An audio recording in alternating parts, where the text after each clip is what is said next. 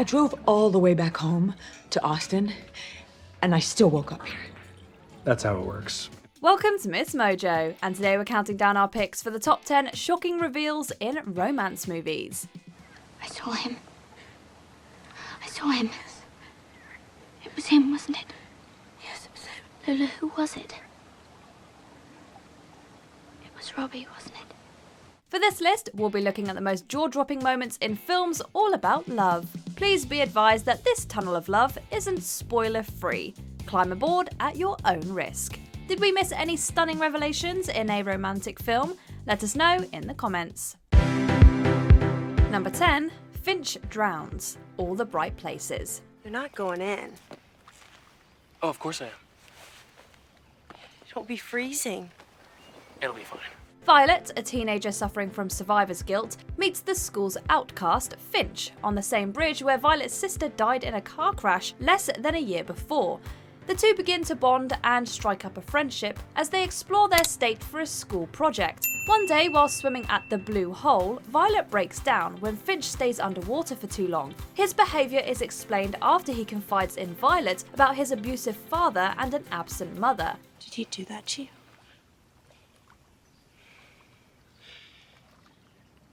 I used to be a lot smaller.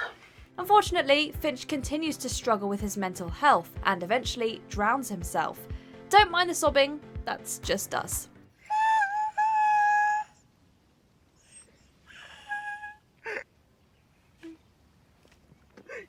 Number 9. Niall's Lie. Palm Springs.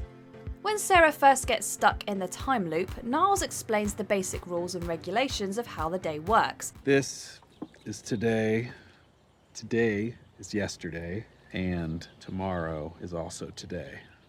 It's one of those infinite time loop situations you might have heard about. When Sarah asks about his hookups, Niles mentions his intimate encounters, but denies ever getting with Sarah. We've never had sex? Again, my memory is pretty shot, but I don't think so.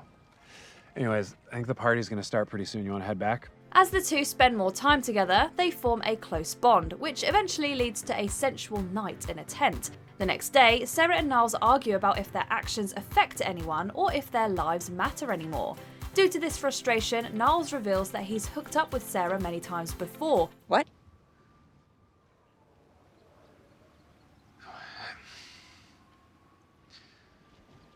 What did you say? He just didn't want to tell her. Sarah, understandably upset, jumps in front of a car to reset the day. Suffice to say, our jaws were on the floor. I'm getting out of this day. Sarah, I'm sorry, okay? Sarah! Number 8. Tim chooses his daughter over his father. About time.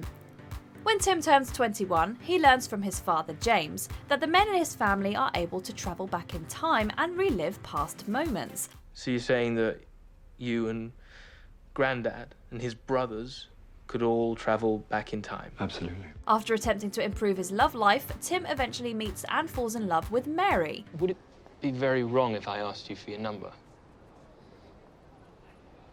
No. Just in case I ever, had to call you about... Stuff. Unfortunately, James contracts terminal cancer, something not even time travel can cure. Luckily, after James's death, Tim is able to travel back in time to see him. It's when Mary decides she wants a third child that things get complicated. Tim knows another birth means he won't be able to see his father again. This is one of those lose-lose situations. But Tim ultimately visits his father one last time, before choosing to have another child, a baby girl. My son. My dad. Number 7. Barbara Novak's identity. Down with Love. Catcher Block sets out to prove author Barbara Novak wrong.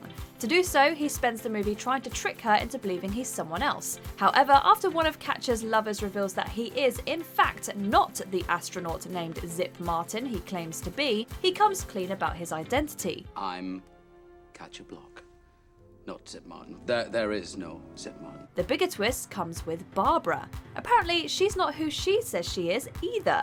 Meet Nancy Brown, one of Catcher's former secretaries who fell in love with him at No magazine. However, Nancy refused to just be one of Katja's many flings. She wanted to make Katja fall in love with her. I knew I had to do something to set myself apart. I knew I had to quit my job as your secretary. After a hilarious 3-minute monologue, both Katja and we, the audience, were left staring with our mouths agape. I just wanted you to hear all of this from me before you heard it from your private eye. Number 6, Ria's past and Aditi's affair. Monsoon wedding. Movie weddings always bring out family secrets, both good and bad. And the Verma wedding is no different.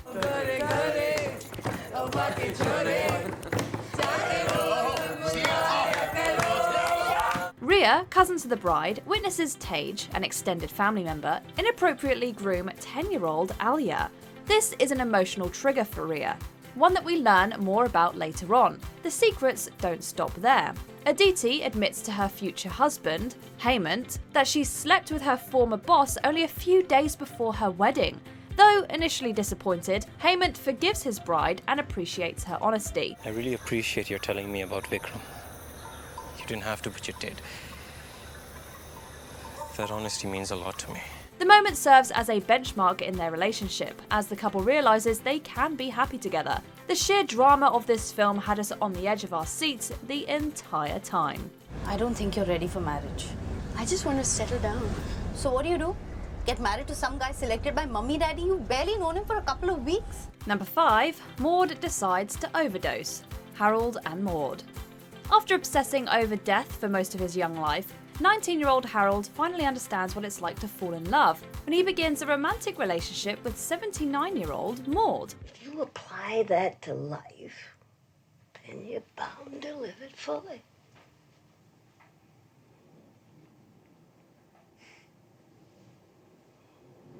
I haven't lived. Harold announces his intentions to marry Maud as her 80th birthday approaches. But when Harold throws her a surprise party, he learns that Maud does not plan on living past 80. I couldn't imagine a lovelier farewell.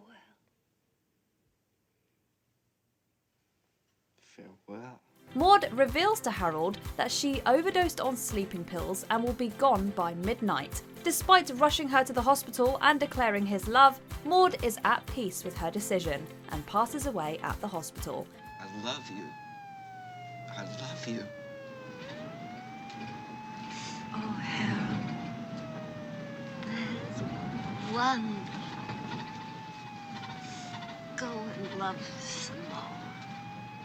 This whole movie is a whirlwind of emotions, but Maud's reveal definitely did a number on us. Number 4, Bryony imagines a happy ending. Atonement. Cecilia Tallis and Robbie Turner fall in love with each other on the precipice of World War II. Why are you crying? Don't you know? Yes, I know exactly. After Bryony, Cecilia's younger sister, walks in on them making love, she thinks Robbie is hurting her. Later that night, Bryony incorrectly identifies Robbie as the man who has sexually assaulted her cousin, Lola, and he's taken away to prison. Years pass and Bryony visits Cecilia, who is happily living with Robbie, and apologises for her mistake, promising to do whatever it takes to overturn his conviction. I'm very, very sorry for the terrible distress that I've caused. I'm very, very sorry. The big twist comes from the fact that this meeting never actually happens. It's merely a chapter of a book Bryony authored. Cecilia and Robbie both passed away during the war and never rekindled their relationship. But what sense of hope or satisfaction could a reader derive from an ending like that? Number 3, Hannah is Cal's daughter. Crazy Stupid Love. After regaining his confidence, Cal Weaver sets out to win back his wife, Emily, whom he separated from after she had an affair with a co-worker. Why don't you say it at the same time? 1, 2, 3. I want a divorce.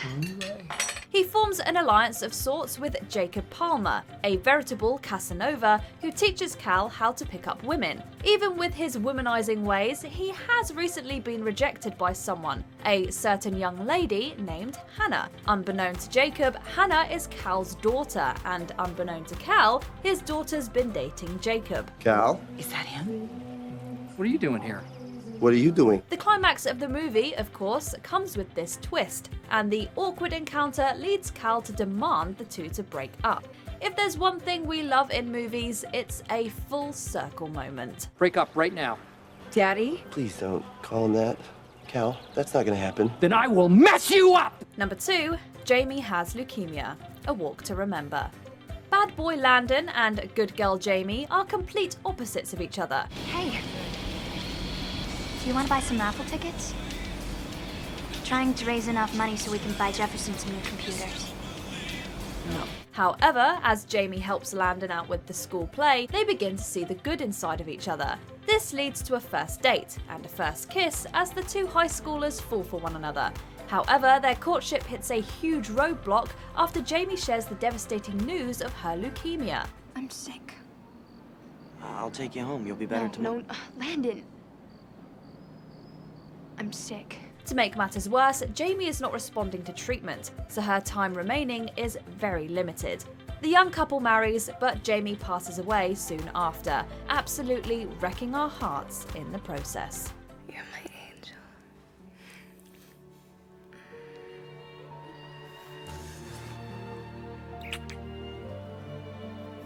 Before we continue, be sure to subscribe to our channel and ring the bell to get notified about our latest videos. You have the option to be notified for occasional videos or all of them. If you're on your phone, make sure you go into your settings and switch on notifications. Number 1, Gus's cancer returns. The Fault in Our Stars. Hey, can you pass us the tissues? We're going to need them for this entry. What's your story? I already told you. I was diagnosed when I was 13. No, not your cancer story, your real story. Hazel Grace Lancaster is a teen battling thyroid cancer, while Gus Waters is in remission from bone cancer. They fall in love slowly, then all at once. Sorry, we had to. Unfortunately, the harsh reality sets in when Gus confesses that his cancer has returned, and it's terminal. I felt an ache in my hip. So I had a PET scan. And it lit up like a Christmas tree. He spends his remaining days with Hazel until he succumbs to the awful disease. It's definitely not the storybook ending we had hoped for, and Gus's shocking death tears at our heartstrings every single time. But Gus, my love, I cannot tell you how thankful I am for our little infinity. Do you agree with our picks? Check out this other recent clip from MsMojo and be sure to subscribe and ring the bell to be notified about our latest videos.